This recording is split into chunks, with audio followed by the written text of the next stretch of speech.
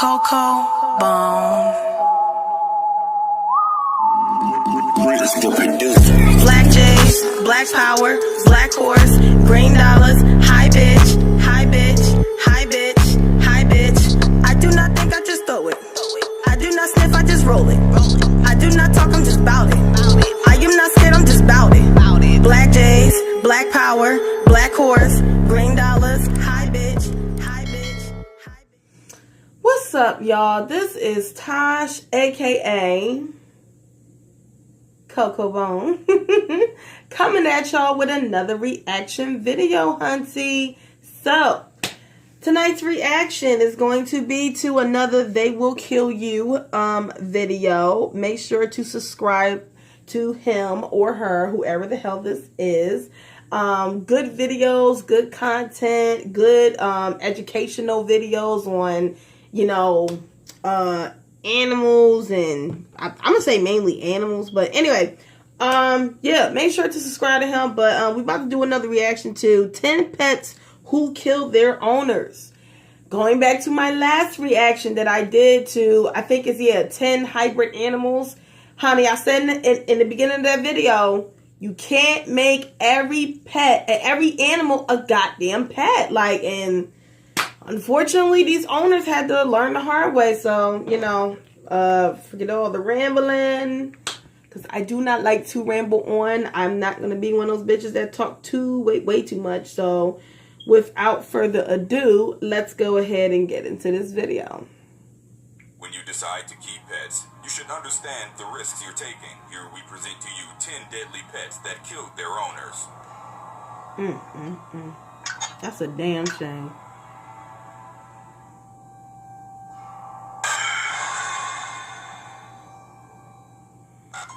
Number 10, Pit Bulldog. In August 2016, a 60-year-old woman by the name of Sue just talked about this in the last video. Just said, I don't understand why people have a fascination with pit bulls. They ugly as shit, and they'll fucking kill you, and they big as shit.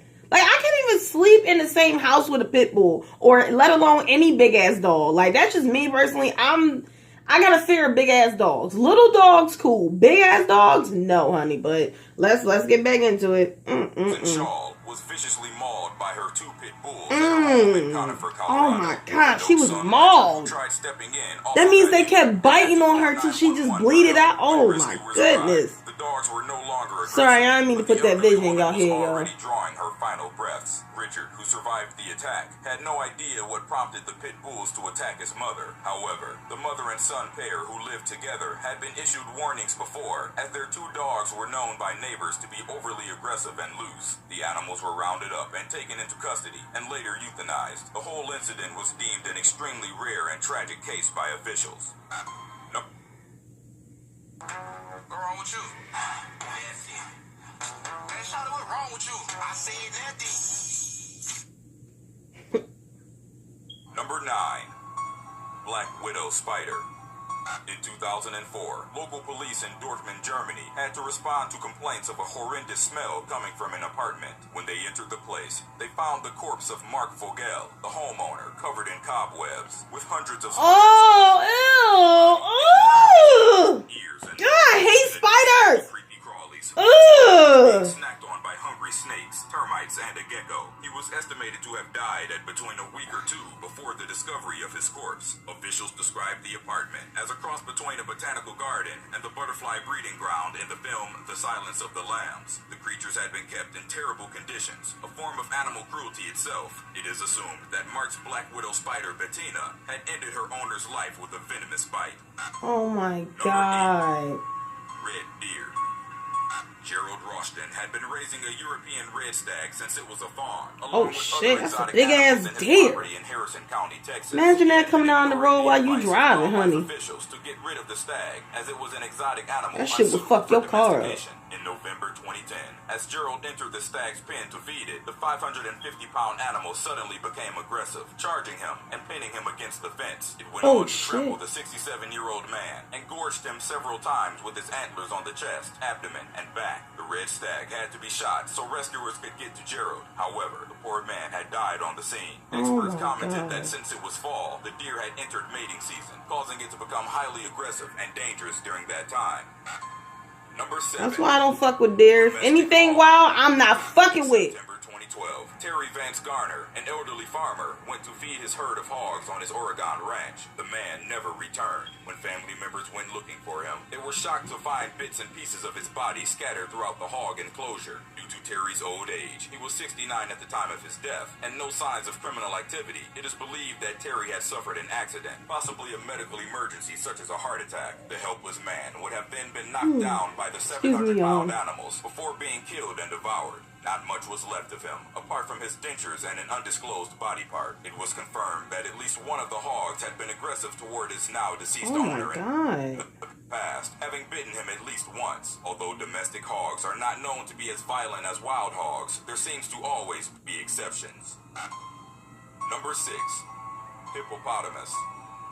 Years ago, a baby hippo was saved from a flood in South Africa. Marius Els, an army major, then bought the hippo at the age of 5 months after it grew too big for the people who first took it in. Named Humphrey, the creature would grow into a 1-ton adult hippo on Marius's 400-acre farm in Free State Province. Marius was repeatedly warned to let go of Humphrey, as it was considered a wild, untamable animal. With their enormous teeth and incredible speed, despite their weight, hippos kill more humans than any other wild beasts in Africa every year. Despite this, Marius insisted he had a special relationship with Humphrey and took pride in owning what was considered one of the world's most dangerous animals. But as nature intended, the wild instincts of the beast took hold. Humphrey frequently escaped its enclosure, killed other farm animals, and chased humans it encountered. Humphrey would eventually attack his owner one night in 2011, biting him repeatedly. Marius's body was found submerged in a river that ran through his farm. Oh my god! That is crazy. I never even knew hippos was that fucking aggressive towards humans any damn way. That's crazy, bro. Nurturing genius. Number 5. Black bear. Michael Walls was a dealer of exotic pets who had been keeping wild animals in his home without a valid permit. His wide collection included a lion, jaguar, tiger, and a black bear. All why this motherfucker thought it... Kelly. In October 2009, Kelly Walls entered the black bear's steel cage. She distracted the 350-pound creature with some food she tossed at one end and went to clean the other end. But at one point, the bear turned around and brutally mauled his owner. The horrific incident... No shit. No shit, asshole. Children who quickly went to get help. The neighbor... Bruh, why do y'all be okay, white people, please don't get mad at me when I say this. Because this ain't every white person. But this is some white people. To some white people, why do y'all think any animal can be a fucking pet? If it's a wild animal, let it be in the fucking wild. It's not meant to come on with you. Like, obviously, this nigga died from a big-ass mall bear and shit. You know what I mean? Big-ass grizzly bear, like... Let's just keep going. Came running, armed, and shot the bear while it was on top of Kelly. Kelly was pronounced dead at the scene. The attack was in part the owner's own fault, as they failed to have a 2-section cage, which would allow the animal to be isolated at one side, while the other is being cleaned. According to that neighbor, Kelly had carelessly been cleaning the cage her way 1,000 times without getting harmed. However, all it took was the 1,001th time to get her killed. Number 4. Burmese python snake.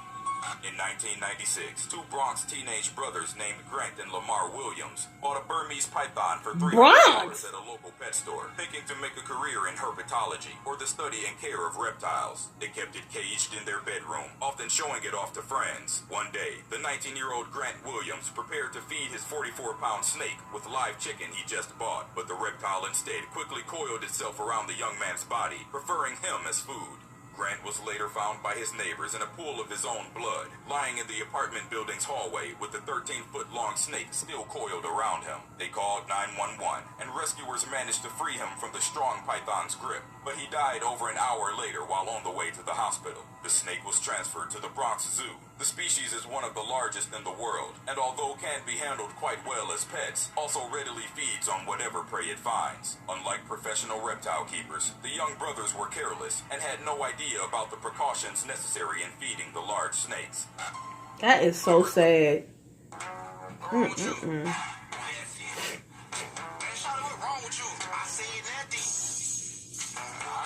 Shouldn't it be the other way around? You know what? Never mind. That ain't none of my damn business.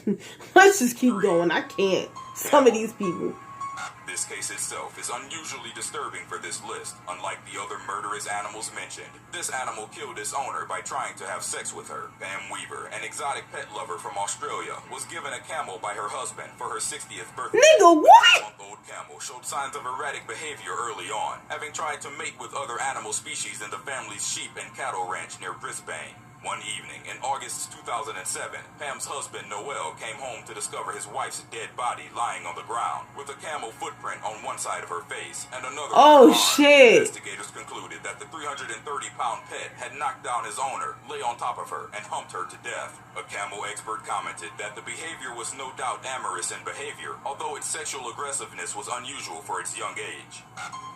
Number 2. What? Yo, what type of oh my god. As chairman of the Canadian Exotic Animal Owners Association, Norman Buwalda was a big advocate for keeping wild animals as pets. The man had 5 wild cats he kept on his property in Ontario, including a and that's why your ass on this list, because you thought that you want to be an advocate for keeping wild animals that should stay in the fucking wild. On Norman's property, only to get mauled by the Siberian tiger held there. The 350-pound cat was on a leash held by Norman. However, it managed to leap forward and attack the boy, inflicting serious head and neck wounds on him. Norman was never legally implicated as he had legal possession of the animals. However, the incident caused the neighboring community to campaign to have the animals banned and removed, which Norman fought hard against and won. However, Norman would soon fall victim to one of his own cats he fought so hard for. One day in 2010, as he entered the cage of one of his tigers alone to feed it, the beast brutally attacked his 66-year-old owner. A family member found his mutilated body shortly afterwards, lying in the tiger's cage. Number 1. African lion. Al Abel and his wife Kathy had established an exotic animal exhibition farm tucked in southern Illinois. The private zoo was something the couple had dreamt of for years and were finally able to establish in their retirement age. The couple would go on to manage the place together, but fate took a turn for the worst in February 2004 when Al was left to tidy the animal pens on his own as his wife left to run errands. The 52-year-old man entered the pen of Simba, a 5-year-old African Barbary lion, to change his bedding. It was the first time for him to do the task alone, and his inexperience led him to forget to lock the gate, which separated him from the 380-pound beast that was sitting in a smaller pen while he had the area clean. When Kathy returned home late afternoon, not only did she find her husband missing, but Simba was roaming around outside his Sorry, y'all. She had to call the sheriff's office to put the lion down, and they eventually found Al's body lying nearby. Kathy admitted her husband was growing forgetful and was careless as he had grown too comfortable around the almost full-grown lion they had raised since it was a cub. Unfortunately, the lion's natural beastly instincts were not something that could have been tamed by the couple. Oh my Find out god. more about fatal entities that will kill you by subscribing or clicking on one of the links below. Oh god, that shit is crazy, bruh. How many minutes is this? This is 12.